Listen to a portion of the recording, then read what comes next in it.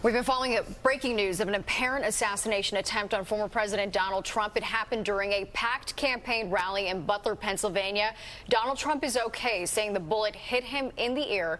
Now let's get the perspective of law enforcement. Right, joining us now is former FBI investigator Bill Daly. And Bill, first question, the alleged shooter was killed by the Secret Service.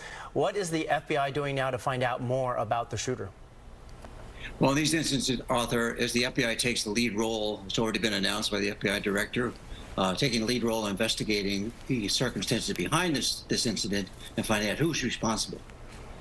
So it's early, but it didn't seem to appear to have a secondary incident. Does this mean that the shooter was acting alone?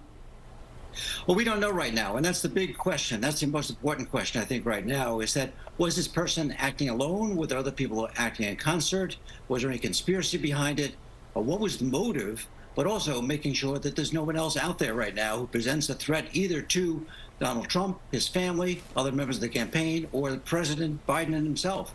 So I think there's a lot of questions that need to be answered right away with regard to who this individual was, or if there are any connections with other people, co-conspirators, and kind of put that to rest.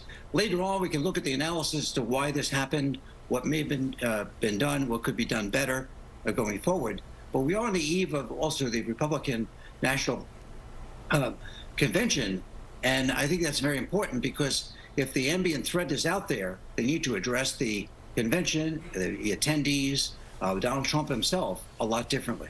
All right, and we're talking earlier on in this case, but how was the shooter, is one of the main questions, how was the shooter able to gain access to an elevated position, even if it was outside that perimeter? And also, a shot of this distance, does it indicate that this individual might have had training, or is that something that a normal citizen who's a gun owner can accomplish?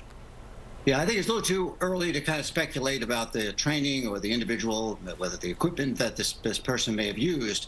The important thing is that the Secret Service's counter-assault team quickly responded, neutralized him, neutralized the shooter, and the other agents around President Trump reacted very quickly, got him off the stage and got him to a safe haven and medical attention. Yeah, in light of what's happened tonight, I mean, what does this mean for President Biden? Is his security taken a look at? What happens with him?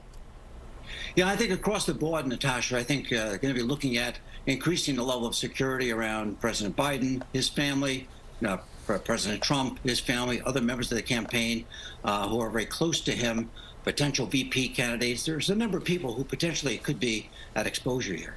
All right, and finally, Bill, what happens next in this investigation? We imagine they're going to scrape his social media. What else?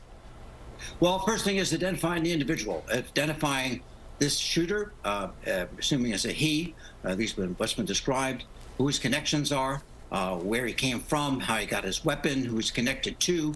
I'm sure there'll be search warrants issued for wherever this person has lived in the past, his social media profile, as well as computer and other technology that he may have used to connect with other people, finding out how he purchased the weapon. All those things are very important and have been very quickly to alleviate any concerns going forward that there's kind of a larger tentacles out there that others need to be concerned about.